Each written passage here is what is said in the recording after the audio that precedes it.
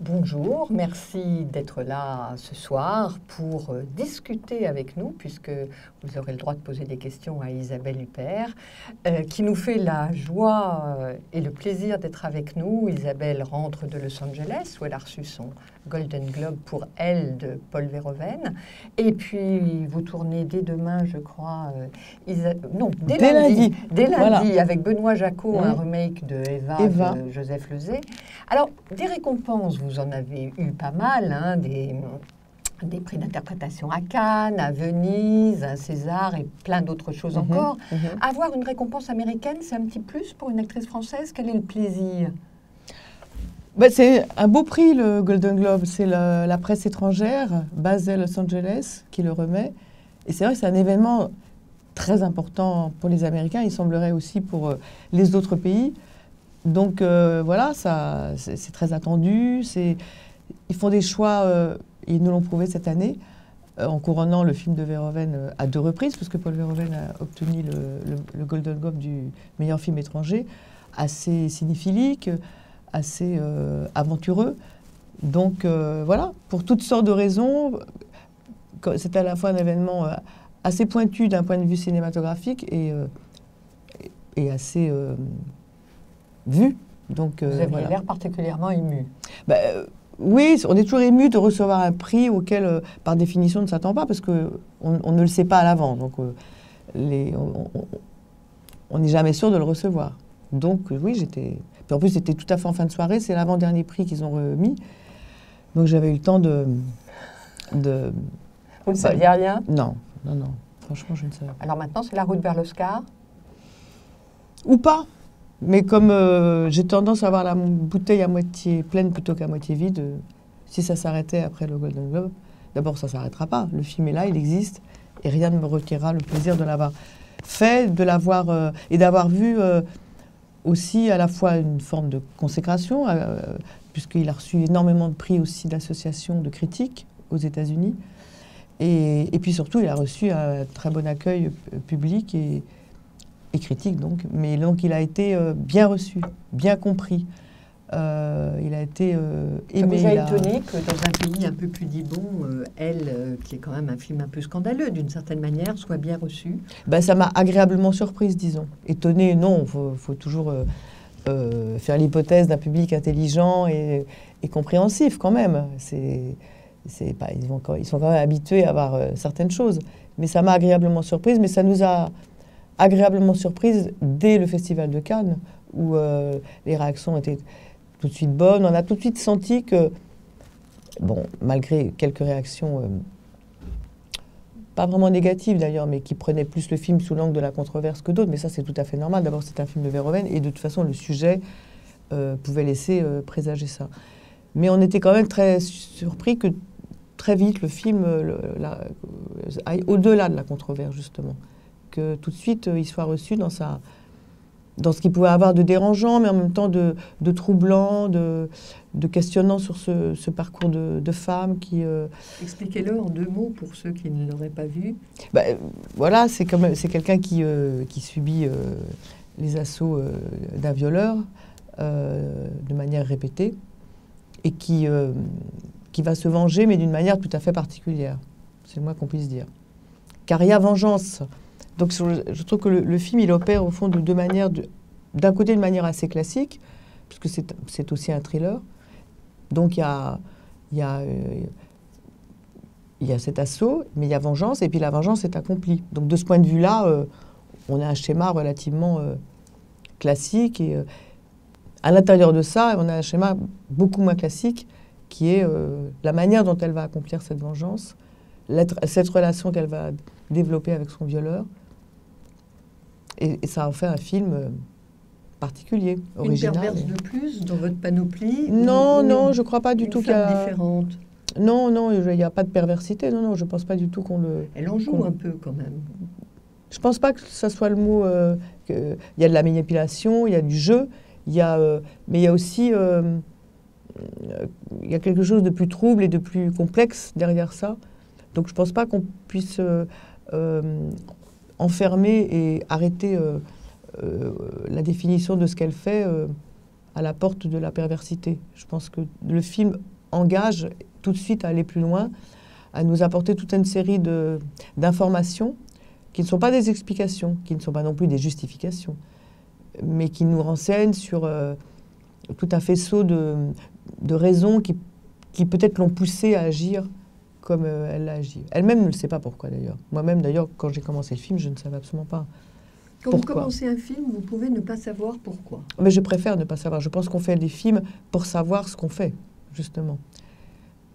Quelqu'un de beaucoup plus célèbre que moi l'a dit avant moi, et j'oublie au moment où je vous dis qu'il est... Ça veut dire que quand vous lisez le scénario, et là, Dieu sait qu'il a dû être dur à lire ce scénario, parce qu'il y a quand même des scènes troublantes, choquantes à interpréter. Ça a dû quand même... Vous ne faites pas une philosophie du personnage? Absolument pas. D'abord, j'ai lu le livre, d'abord, le livre de Philippe Dian, et ensuite j'ai lu le scénario qui était très proche du livre. C'est un scénario qui a été écrit par un scénariste américain, David Burke.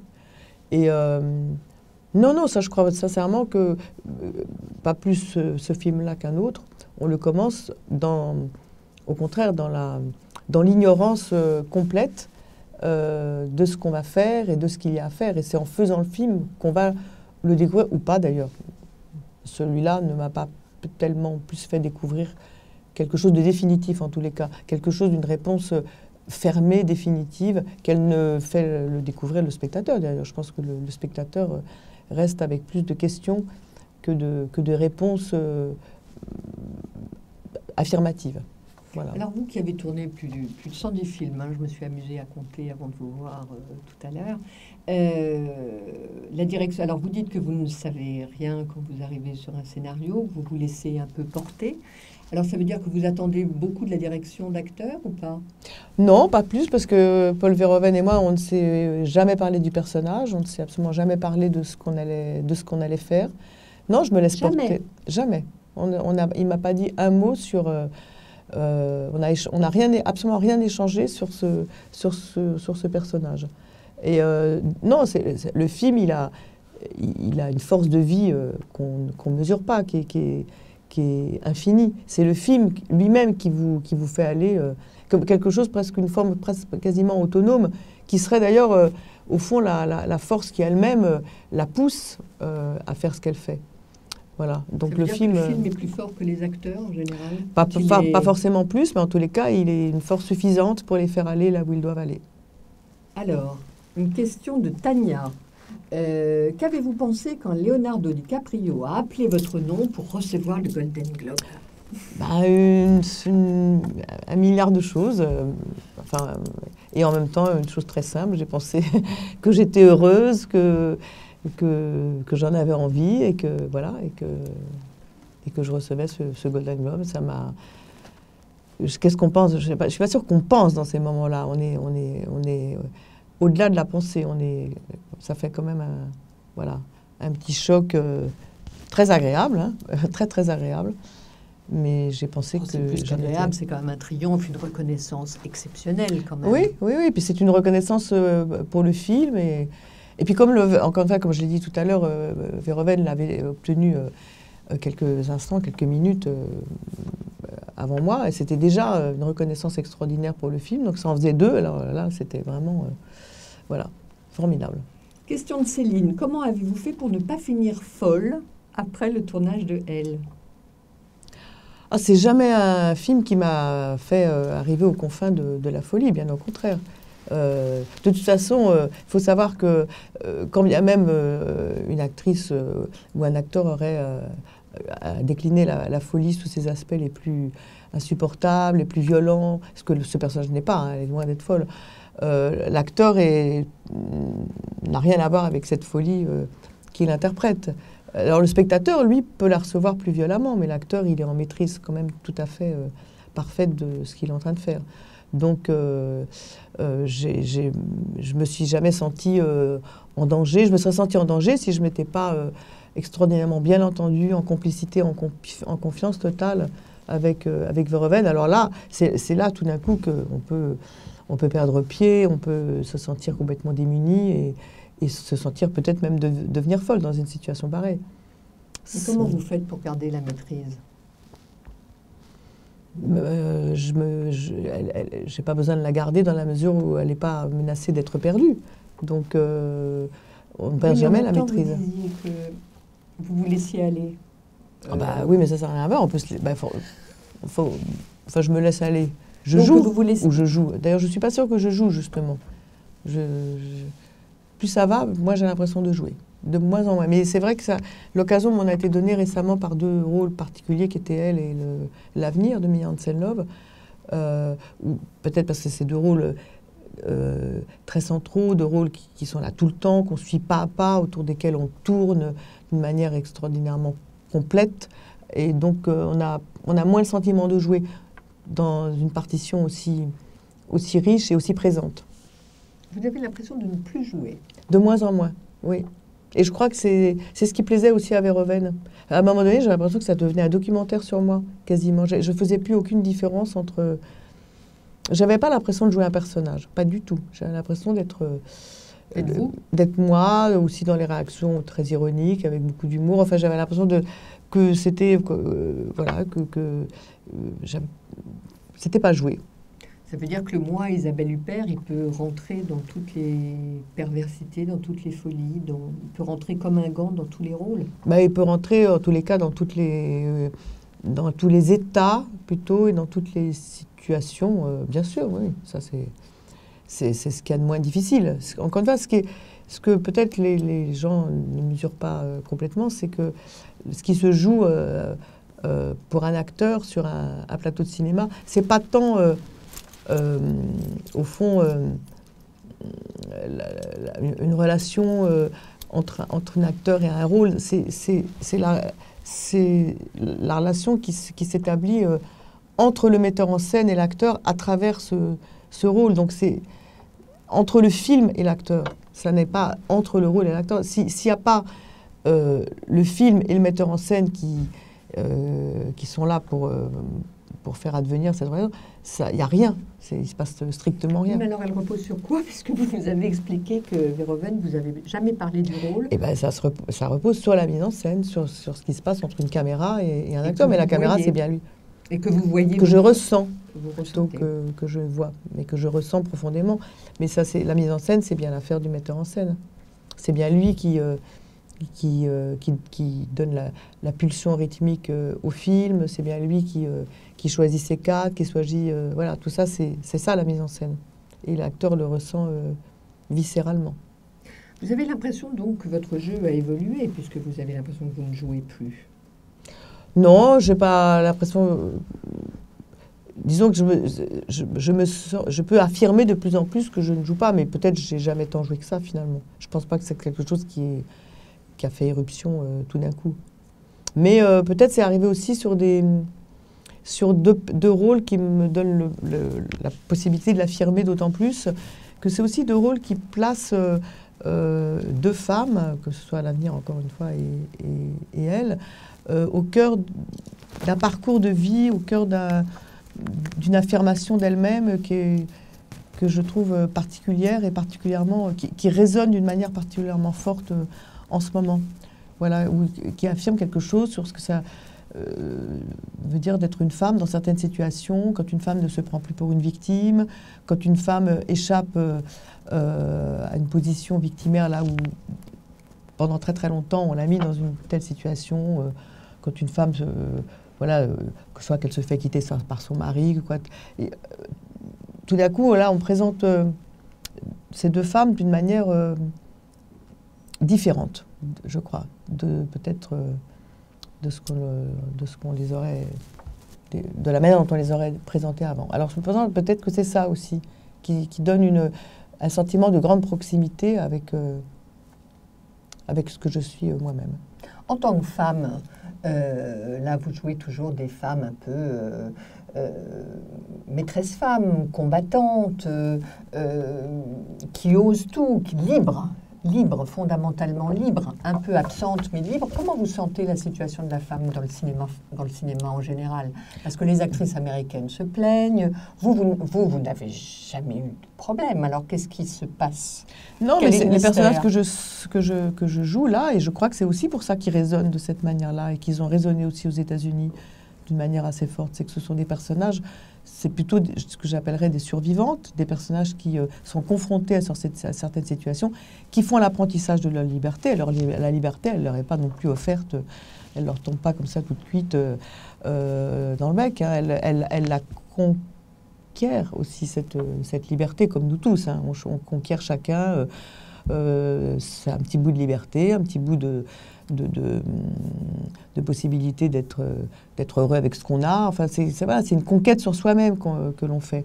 Et ces deux films qui font assister à ça de manière très, très, très forte. Et faut croire que le cinéma participe de ça et vous en donne l'occasion quand même, souvent. Comment vous l'avez conquis, vous, cette formidable liberté? Parce que quand on vous voit dans Les Valseuses ou dans Dupont-la-Joie, quand on voit la formation classique que vous avez eue, hein, la Rue Blanche, le Conservatoire, on n'imagine pas du tout l'actrice que vous allez être. Cette présence absente, un peu souveraine, un peu royale. Donc, qu'est-ce qui vous a entraîné dans ce parcours? Quelles rencontres décisives vous ont fait évoluer à ce point? De la jeune fille un peu dodue et sympathique à la reine que vous êtes. Oh, à la reine, non, la reine, non, mais les personnages. Je ne me sens pas si régalienne que ça, mais je crois que c'est les films, les uns après les autres. Effectivement des rencontres avec des metteurs en scène. Lesquels? Pratiquement avec tous, je dirais, mais alors certains qui sont plus particulières que d'autres, ce sont ceux avec qui j'ai tourné beaucoup de fois, comme Claude Chabrol, Michael Haneke, Benoît Jacot, avec qui je vais recommencer à tourner, comme vous le disiez, donc dès lundi. Mais beaucoup d'autres, tous les metteurs en scène avec qui j'ai tourné. Je crois que ce qui m'a amené là, c'est une curiosité, la recherche, oui, quand même, toujours d'un certain type de cinéma, plutôt vous que de dire. Comment? Que je qualifierais, disons, on peut le qualifier de cinéma d'auteur, mais c'est pas la meilleure manière de le qualifier non plus. Un cinéma qui s'invente pour chacun, un cinéma que se revendique pour ceux qui le font et pour tous ceux avec qui je l'ai fait, comme un langage personnel, comme une affirmation très forte, une chose d'identité forte quand même. Pour moi, c'est ça le cinéma. Et puis, c'est quelque chose que j'ai aimé aller chercher un peu partout dans le monde aussi. Ça m'a beaucoup amusé d'aller jusqu'en Corée, d'aller aux Philippines, d'aller dans plein de pays différents pour trouver ça. Donc, voilà, j'ai pas beaucoup de... Cette curiosité, vous la puisez dans une enfance particulièrement joyeuse, facile je la tiens peut-être, oui, d'une éducation qui m'a poussée à ça, oui, à la curiosité, à la découverte, au voyage,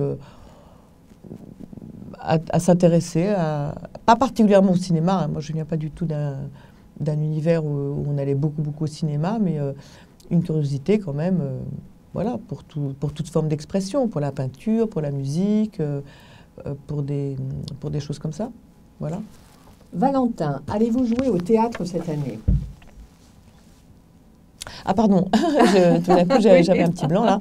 Allez-vous jouer au théâtre cette année, Valentin? Non, pas cette année, je ne pense pas. Je sors d'une longue période. J'ai enchaîné pratiquement et les fausses confidences mis en scène par Luc Bondy et Phèdre, mis en scène par Christophe Warlikowski, avec 2 longues tournées. Donc en fait, je viens de terminer la tournée de Warlikowski qui m'a emmené de Clermont-Ferrand à Londres, en passant par New York, et pour se terminer juste avant Noël à Athènes.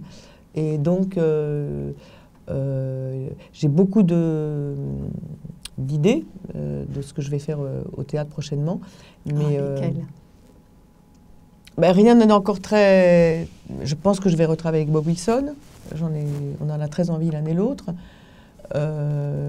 Il y a quelque chose qui se prépare avec Yann Fabre. Ça, c'est toujours des aventures un peu... Et beaucoup d'autres choses aussi, mais qui sont encore dans les limbes de des discussions. Le théâtre, c'est aussi...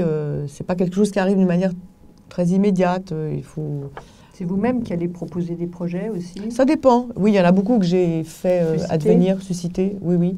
Mais Et puis, beaucoup sont arrivés un peu par hasard, comme ma rencontre avec Bob Wilson, par exemple, qui est arrivée complètement par hasard. C'était comment? C'était quand?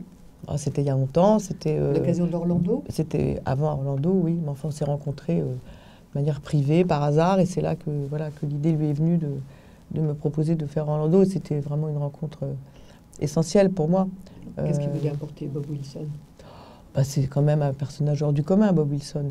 Il a inventé un langage, un univers. Il a fait regarder le théâtre différemment. Enfin, pour moi, c'est quand même un génie absolu. Il a modifié, je pense, le regard du spectateur sur une forme de théâtre. Et puis, c'est un personnage, voilà, c'est quelqu'un... Mais ne me dites pas qu'il n'est pas directif, parce que dans Orlando, Ah oui. Vous étiez au millimètre. Oui, mais vous savez, on peut être directif et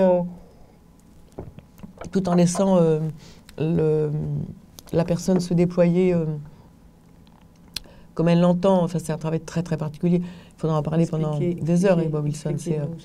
Il vous met dans... Le théâtre, de toute façon, c'est de la forme pure. Hein, donc, le théâtre... exige, et le cinéma aussi, hein, de toute façon, qu'on soit au contraire pris par une forme et qui agit pas du tout comme une contrainte. La contrainte théâtrale qu'on peut observer, elle agit pas comme un carcan qui vous empêche de déployer ses ailes. Bien au contraire, elle vous permet de s'évader, de s'envoler. Alors, et à la limite, je dirais, plus la forme est contraignante et plus on accède à soi-même. Et c'est exactement ce qui se passe dans Bob Wilson, à condition, effectivement, de ne pas se laisser intimider non plus par cette contrainte. Je conçois très bien qu'on puisse être un peu effrayé ou Enfin, moi, c'est pas du tout comme ça que la relation s'est développée entre nous. Donc, moi, j'ai ressenti tout de suite une grande liberté. Il y a une forme d'abstraction dans ce qu'il propose aussi. Donc, il faut aussi répondre à ça et comprendre qu'on n'est pas du tout dans l'univers classique du sens premier du mot non plus. Il ne s'attache pas du tout à ce qu'une phrase dégage de sens immédiat. Mais voilà, ça vous arrive d'une autre manière, le sens. Il y a des choses qui vous intimident? Vous disiez qu'il ne faut pas se laisser intimider, mais il y a des choses qui vous intimident? Pas ça, en tous les cas. Oui, il y a des choses qui... Oui, je peux être intimidée à l'idée d'arriver seule dans un endroit, par exemple. Hein. Je suis comme tout le monde, ou pas d'ailleurs, peut-être. Non, oui, je peux être... Mais ça, non, ça ne m'intimide pas. D'être confrontée à un univers très fort, comme celui que je viens de décrire, non, ça ne m'intimide absolument pas. Au contraire, ça m'attire, ça me plaît. J'ai l'impression qu'on est acteur que pour ça. Et que quand ça se passe, comme j'ai la chance d'ailleurs que ça se passe la plupart du temps et au théâtre, au cinéma, ça peut que m'enchanter. Voilà. Alors justement, question bête, hein, mais pourquoi vous êtes actrice? Parce que ça fait... Je citais Les Valseuses tout à l'heure, 74, donc ça fait... ça fait longtemps. Ça fait longtemps. Et toujours ce désir fou d'être actrice, sur scène, à l'écran. Et en même temps, vous parlez de votre métier, vous parlez souvent de métier. Non, pas spécialement, je dirais plutôt un état. Un travail, je dirais pas. Oui, un métier, bien sûr, c'est aussi un métier, mais c'est quand même un métier très différent c'est pas un métier comme un autre, et j'en mesure tous les matins le privilège d'ailleurs de faire un métier qui est à la fois un métier, hein, qui me fait vivre, mais qui crée aussi autre chose qu'un métier, c'est aussi un rapport au monde, c'est un métier particulier quand même que j'exerce. Mais c'est un travail aussi. C'est un travail qui me plaît. Tous les travails ne vous enchantent pas à ce point-là. Moi, j'ai la chance de faire un travail qui me plaît. Alors, pourquoi il me plaît? Je ne sais pas. Si je regarde l'état, par exemple, dans lequel ça me met... alors, le théâtre et le cinéma sont quand même deux choses assez différentes. Vous allez nous expliquer pourquoi, hein, vous n'y couperez pas. Non, mais je pense que les différences, d'ailleurs, elles sont très faciles à comprendre. Il y a à la fois des similitudes, mais la différence, c'est que c'est tout simplement extrêmement différent d'être devant une caméra, sur un plateau de cinéma, devant 10 personnes, et devant une scène de théâtre, devant des centaines de personnes, qui est quand même une situation incongrue. Voilà, qui est pas... Donc on mesure cette incongruité dès qu'on met le pied sur un plateau de théâtre. Alors, revenons aux questions. Xavier, vous n'avez jamais pensé à passer derrière la caméra? Non, pas vraiment. Si j'y pense, mais j'y pense pour me dire que j'ai pas envie de le faire en fait. Et on y a parfois pensé pour moi. On m'a parfois proposé, on en a parlé, mais pour l'instant, j'ai la chance, en étant actrice, de pouvoir dire autant de choses que je veux, de pouvoir établir un dialogue assez fourni entre moi et moi, comme peut-être c'est ce que m'apporterait la mise en scène, mais avec beaucoup de fatigue en plus. C'est une épreuve d'endurance d'être metteur en scène, je pense. Moi, voilà, je trouve tous les avantages d'être actrice. Beaucoup de confort. Ça ne me demande pas un gros effort. Comme je suis assez paresseuse, ça me convient très bien. Voilà. Paresseuse, vous? Mais je pense que quand on fait quelque chose... Alors, encore une fois, la mise en scène, j'imagine que c'est très différent. Non, bien sûr, je ne suis pas paresseuse. Il faut quand même se lever très tôt le matin, par exemple, pour aller tourner souvent. Mais ça ne me demande pas beaucoup d'efforts de jouer. Je joue sans effort. Mais d'ailleurs, c'est peut-être ça l'effort que ça demande. C'est d'arriver à le faire sans effort. Parce que le jeu, je pense que ça doit être quelque chose qui doit se prendre constamment... voilà. Qui doit donner le sentiment que c'est sans effort, que ça doit se faire... qu'on prend les choses un peu par en dessous et non pas en les attaquant d'une manière un peu artificielle. Il faut retrouver à chaque fois une vérité. Alors ça demande un petit effort, mais pas tant que ça pour moi. Et comment vous faites? Vous êtes douée, c'est ça? Parce qu'il y a quand même des scènes qui doivent être difficiles. Je ne sais pas si je suis douée, mais je pense que ça veut dire que j'ai une certaine confiance en moi sur ça, en tous les cas. Ça ne peut pas arriver. Il faut avoir une grande confiance en soi. Et je pense que j'ai la chance de l'avoir. Je ne sais pas pourquoi, mais sur ça, je l'ai. Donc, je n'ai pas besoin d'affirmer quelque chose de différent ou de plus fort pour me donner le sentiment que je joue. Je n'ai pas besoin de ça. Voilà. Pourtant, il y a plein d'acteurs qui disent que jouer, c'est risquer sa vie, c'est se mettre en danger, en péril. Vous ne sentez pas ça, puisque vous dites que c'est assez facile, finalement. Oui, quels que soient les rôles. Alors, se mettre en danger, c'est encore une autre chose. Bon, le seul danger qu'il pourrait y avoir, c'est encore une fois, c'est de travailler avec quelqu'un qui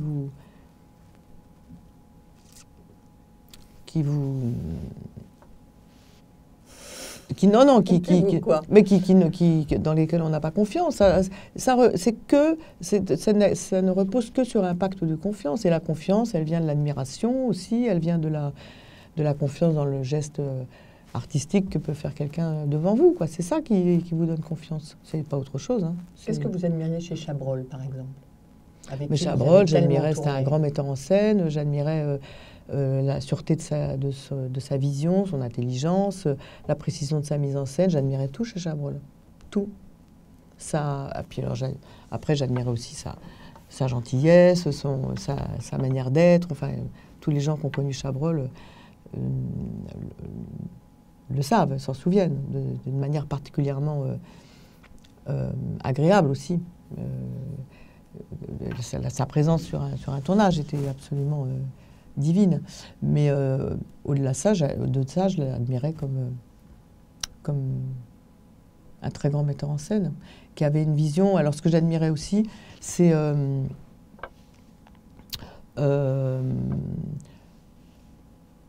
la vision très peu idéalisée qu'il avait du monde, qui était une vision qui était loin de tout romanesque, de tout romantisme. Lui, ce qui l'intéressait, c'est comme ça, avec une sorte de froideur et d'objectivité, de restituer les choses telles qu'il pensait qu'elles étaient, sans essayer sans en faire une fiction, finalement. Bon, même si c'était des fictions, c'était des histoires, mais des fictions, sans en faire une fiction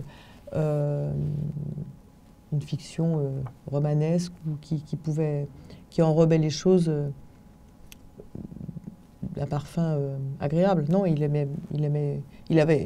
voulait restituer une certaine vérité dans les histoires qu'il racontait. Alors, Ariane, que pensez-vous de la polémique sur la nomination de Roman Polanski à la présidence de la cérémonie des Césars? Écoutez, moi, je ne pense rien de la polémique, parce que je ne savais même pas qu'il y avait une polémique. Je me suis réjouis de la nomination de Roman Polanski à la présidence des Césars. Je ne sais, voilà, je peux... Michael, avez-vous des projets de séries télé? Et que pensez-vous de ce format de plus en plus populaire chez de nombreux acteurs et réalisateurs? Alors, la série télé, moi, j'en regarde très peu. Oh, Je n'en ai pratiquement jamais regardé. et pourquoi? Vous n'avez pas le temps. J'ai pas le temps, mais je serais toute prête à m'y intéresser. C'est pas du tout un refus de ma part, c'est plutôt purement factuel. Donc, j'ai regardé Un bout des revenants que j'ai trouvé très réussi, mais c'est vrai que je l'ai pas regardé dans sa longueur et que le principe de l'intérêt de la série télé, c'est justement d'apprécier ce que le cinéma n'offre pas, c'est-à-dire cette longueur pour déployer une histoire, des rôles. Voilà. Mais je serais toute prête à m'y intéresser, et comme spectatrice et comme actrice. Il est vrai que tous les acteurs maintenant font des séries télé aux États-Unis. Tout le monde en fait maintenant, absolument tout le monde.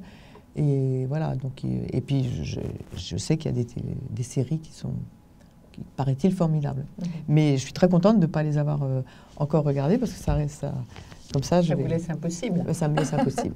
Quel personnage incarné au cinéma ressemble le plus à la vraie Isabelle Huppert? Eh bien, tous et aucun, je dirais. Aucun dans la mesure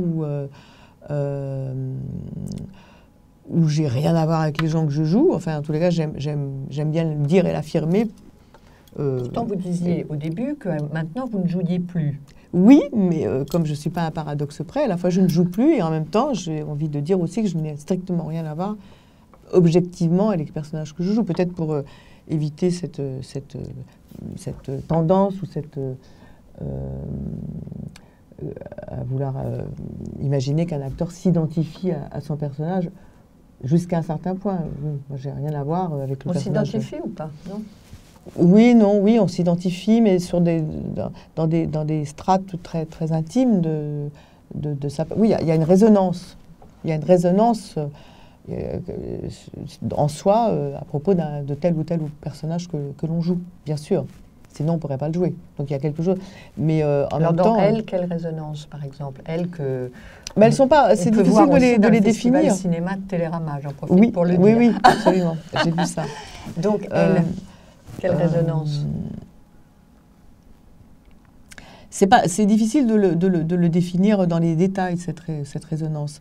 Mais il peut y avoir, je sais pas, une résonance sur le fait que c'est quelqu'un qui... ou en tous les cas, si je ne me reconnais pas moi, maintenant, c'est peut-être une partie de moi qui aimerait se reconnaître dans cette manière qu'elle a d'avancer tout le temps, par exemple, de ne jamais faillir, une forme de générosité quand même, je trouve, malgré une espèce de dureté apparente ou de cynisme apparent, mais il y a quelque chose aussi comme ça de... voilà, il y a une espèce de mélange comme ça dans lequel, voilà, disons, qui résonne en moi. Vous me disiez quand même que vous avez l'impression que Eva, que vous allez jouer pour Benoît Jacot, avait été écrit pour vous. Non, ça c'est l'impression que j'ai eue quand j'ai lu le roman de James Hadley Chase. Je suis même pas sûre que ce sera une incidence. Mais enfin, peut-être que si, parce qu'il y a quelque chose qui peut-être qui se retrouvera dans le film. Mais vous voyez, par exemple, je vais commencer à jouer Eva lundi. Je n'ai aucune idée de ce que je vais faire, mais aucune. Mais je sais que je vais le savoir quand je vais le faire. Vous avez une idée de la tenue? Vous avez travaillé je crois que sur j'ai le une robe de costume? chambre lundi, donc ça va. C'est pas trop compliqué. Bon, en même temps, faut pas que ça dépend. Et il y a comment? robe de chambre et robe de chambre. Bien évidemment. J'ai pas encore choisi, on verra lundi matin. C'est important le travail du costume? Ah, mais c'est essentiel le travail du costume, bien sûr. Bien sûr, c'est essentiel parce que c'est un indice immédiat que l'on donne au spectateur, avant de recevoir quoi que ce soit d'autre. Bon, bien sûr, il voit une silhouette, il voit un visage, il voit un regard, puis il voit un costume. Et le costume, c'est un indice très fort je ne m'imagine pas habillée, par exemple, dans l'avenir ou dans Elle, comme j'étais habillée dans l'avenir et vice-versa. Tout ça a été étudié avec beaucoup de soin, avec beaucoup de préparation, énormément d'essayages. C'est vous qui imaginez, là? Ou non, c'est avec costumière les deux costumières du film, Rachel Raoult et Nathalie Raoult, et puis la participation des deux metteurs en scène aussi. C'est vraiment très, très important, l'élaboration du costume. Vous les gardez, vos costumes? Oui, je regarde, enfin, je regarde pas tout, je regarde certains éléments et en fait, les réutilise très peu. Je me vois mal, par exemple, remettre le manteau ou un des manteaux. Parfois, ce sont les miens, alors ça, je les remets quand même. Mais même quand c'est les miens, bizarrement, la fiction, faut croire, est à ce moment-là plus forte que la réalité parce que j'aime beaucoup utiliser de plus en plus mes propres vêtements. Mais alors, à partir du moment où un vêtement a défini un personnage, c'est assez difficile de le reporter pour soi. C'est comme si finalement, il appartenait au personnage du film. Il appartenait plus au film qu'à soi-même. C'est bizarre. Et pourtant, vous dites que les personnages n'existent pas. Oui, ben là je le dis pour aller plus vite parce qu'on ne va pas non plus... Mais par ailleurs, j'aime bien... Disons qu'il appartient à cette autre personne, voilà, pour ne pas reprendre le mot personnage. C'est un peu magique presque. Ben oui, c'est curieux en tous les cas. C'est vrai que y a certains films où j'ai du mal à remettre... Lesquels? Non, mais c'est un film qui n'est pas encore sorti, donc je vous en parlerai après. Bon, d'accord. Sandra, à quoi doit-on s'attendre de cette nouvelle rencontre avec Anneke dans Happy End? Une ambiance similaire à La Pianiste? Alors, une ambiance similaire, non. Je trouve que Michael Haneke, il est un immense cinéaste et en même temps, il fait des films très, très différents les uns des autres. Avec des il y a une même violence quand même, non? Oui, bien sûr, parce que ça reste un film de Michael Haneke. On ne peut pas être le cinéaste qu'il est sans qu'évidemment, il n'imprime pas les films de manière tout à fait particulière. Mais je trouve quand même qu'il varie énormément. Quand vous prenez La Pianiste, les films du début, quand on le connaissait moins, Bénice Vidéo, Le Temps du Loup, Caché. Il fait des films très, très différents les uns des autres, je trouve, avec des univers, des personnages très, très différents. Et là, celui-là, en l'occurrence, est différent. C'est un film, comme on dit, choral, qui représente toute une famille, le père, qui est donc Jean-Louis Trintignant, la fille qui est moi-même, le frère, le fils, Mathieu Kassovitz, et beaucoup d'autres personnages autour, et qui regardent vivre cette famille, dans cette grande maison dans le Nord, famille riche, très concernée par son fonctionnement intime et interne. Avec La Pianiste, vous avez eu l'impression de franchir un cap, parce qu'il y avait des scènes d'une violence terrible et... Oui, j'ai eu le sentiment, oui, tout à fait, de franchir un cap. Et quand on a le sentiment de franchir un cap, c'est pas tant vis-à-vis de soi-même, au fond, puisque moi, je l'ai fait, j'ai pas...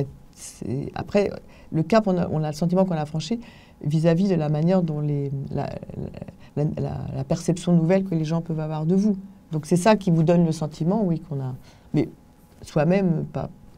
Et alors, la perception, elle avait changé en quoi? Mais c'est un film qui a souvent marqué les esprits, qui est un film dont on me parle très très souvent, ou que j'aille...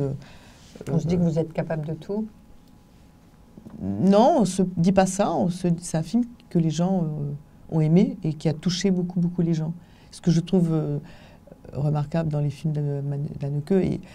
Et au fond, c'est un peu la même chose qui se passe dans Elle, et c'est un peu la même chose qui se passe dans les films de Chabrol. C'est la même chose qui se passe dans beaucoup de grands films où on a l'impression qu'ils se relient aux gens d'une manière un peu inconsciente. C'est-à-dire que les films sont un petit peu recouverts par toute une série de vocables qui permettent aux gens, au fond, de ménager une distance entre eux et les films. Alors on dit pervers, violent, froid, enfin, toute une série de choses. Et en fait, par en dessous, les gens se relient d'une manière beaucoup plus viscérale et émotionnelle à ces films qui sont évidemment... qui ne se présentent pas au public dans un premier temps dans l'émotion la plus classique, c'est le moins qu'on puisse dire. Mais il faut croire que derrière et dans le fond du film, il y a cette émotion qui explique après comment les films résonnent chez les gens et qui explique aussi le succès des films. Ça, je le crois tout à fait. C'est ce que je ressens très profondément sur un film comme La Pianiste, par exemple, ou plus récemment sur Elle. Il faut un cérébral particulier pour un acteur pour jouer les monstres? Parce que vous en avez quand même accumulé pas mal. Non, parce que moi, j'ai vraiment jamais eu le sentiment de jouer des monstres. J'ai le sentiment de jouer des personnages tout à fait, parfois au contraire, ordinaires, qui sont mis dans des situations monstrueuses, mais c'est absolument différent. je pourrais tout à fait jouer des monstres, ça ne me gênerait pas du tout de jouer un... Mais un monstre, c'est dans un film de genre, où tout d'un coup on a le monstre, le genre. C'est dans un film où, ça peut d'ailleurs être tout à fait intéressant aussi, mais c'est dans des films où on a des frontières beaucoup plus marquées entre le bien et le mal, donc il y a le gentil et le méchant. Les films que j'ai faits ne ressemblent pas du tout à ça. La frontière, au contraire, entre le bien et le mal est tout à fait brouillée. Et le monstre, c'est pas le personnage, c'est la situation qui fait du personnage un monstre, qui est quand même fondamentalement différent. Si vous prenez une affaire de femme, par exemple, en plus c'est un monstre qui se transforme en victime absolue parce qu'elle va être guillotinée, mais c'est la situation historique et politique du moment qui fabrique les individus qu'elle fabrique. Donc ça n'a rien à voir, je crois. Mmh. Plusieurs personnes nous demandent avec quel réalisateur aimeriez-vous travailler? J'ai toujours du mal à répondre à cette question. J'aimerais travailler avec tous les grands réalisateurs qui aimeraient travailler avec moi. C'est toujours un peu... Vous avez besoin, c'est bien d'être désiré, sûrement. Oui, c'est surtout quelque chose contre lequel on ne peut pas lutter. C'est-à-dire ce qui préexiste ou ce qui fonde le désir qu'a un metteur en scène de travailler avec un acteur. C'est quelque chose qui, voilà, ça advient. C'est même pas quelque chose qui arrive, c'est quelque chose qui advient. C'est-à-dire, c'est quelque chose, c'est un petit miracle. C'est irrésistible pour l'acteur? Surtout quand c'est quelqu'un qu'on admire profondément, c'est évidemment totalement irrésistible. Et même quelqu'un pour lequel on a moins de critères objectifs pour lesquels on l'admirait, un premier film, mais si le scénario est extraordinaire et que le rôle est formidable, et moi j'ai eu l'occasion et la chance de faire des premiers films vraiment, vraiment bien, avec des metteurs en scène importants, enfin, qui se sont révélés l'être par la suite. Bien sûr, c'est irrésistible. C'est irrésistible, mais c'est surtout quelque chose qu'on peut pas forcer. Voilà. Donc, je peux toujours dire que j'ai envie de travailler avec tel ou un tel, mais ça changera rien. Voilà. S'ils ne veulent pas. Non. Ariane, je trouve que Charlotte Gainsbourg est un peu votre héritière par son audace et son style de jeu. Aimeriez-vous jouer avec elle? J'aimerais beaucoup jouer avec Charlotte Gainsbourg, absolument. Oui, oui, c'est une actrice qui a récemment déployé des trésors de violence et de... Moi, j'étais présidente du jury quand nous lui avons remis le prix d'interprétation à Cannes pour son rôle dans le film de Lars von Trier. Et où tout d'un coup, elle montrait une violence, une nudité de sentiments tout à fait incroyable, peut-être un peu comme moi, oui, que ses premiers rôles ne laissaient pas du tout présager. Donc, oui, ça serait tout à fait bien de partager un film avec elle. Le partenaire, c'est comment on travaille avec un partenaire avant, en amont, au théâtre, au cinéma, comment ça se passe, jouer avec?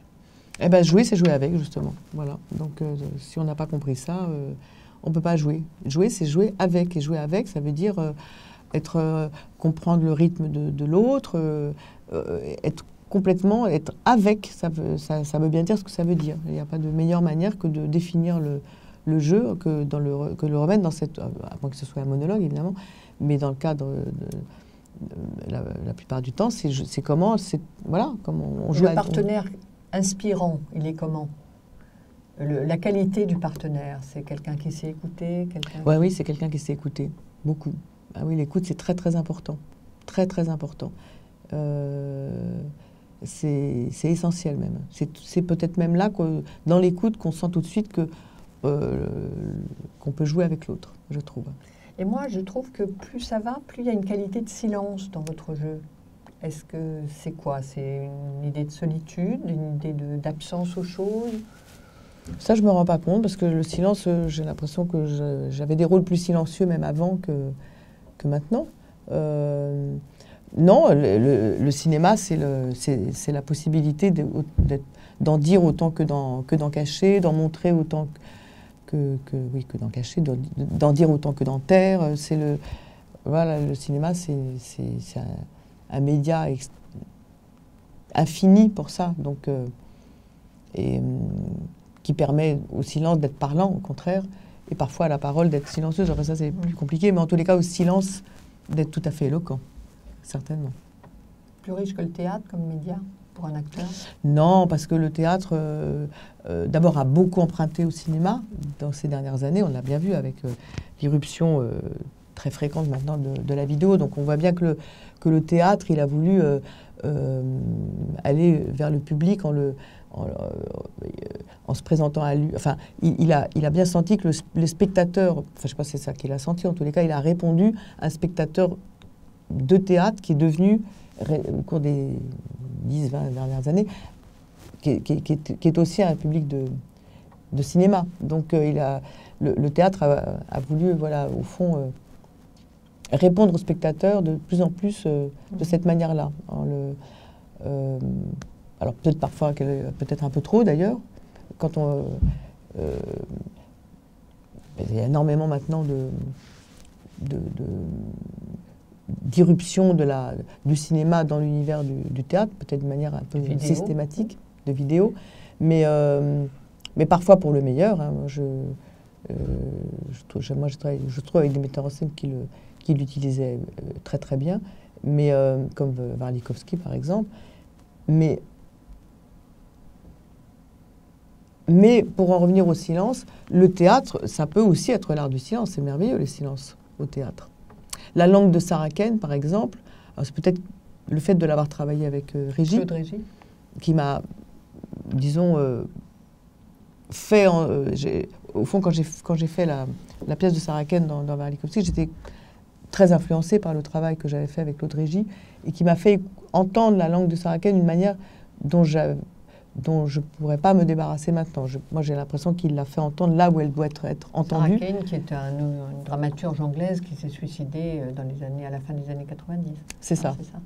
Et Claude Régis, il avait une manière comme ça de faire résonner cette langue, aussi bien dans les mots que dans les silences qui les précèdent, qui succèdent aux mots, que tout naturellement, quand j'ai fait L'amour de Phèdre avec Warlikowski, je me suis réengagée sur cette voie. J'aurais du mal à jouer Sarah Kane différemment. Marie, quelle est la différence entre travailler avec des metteurs en scène hommes et des metteurs en scène femmes? Quelle est la différence? Je ne sais pas. Je ne sais pas quelle est la différence. J'ai du mal à la définir de manière définitive. Et Nathalie Sarraute aimait dire qu'il n'y avait pas de littérature femme. C'est un point de vue qui l'énervait énormément d'être défini comme un auteur femme. Donc elle n'aimait pas du tout qu'on fasse cette différence. Et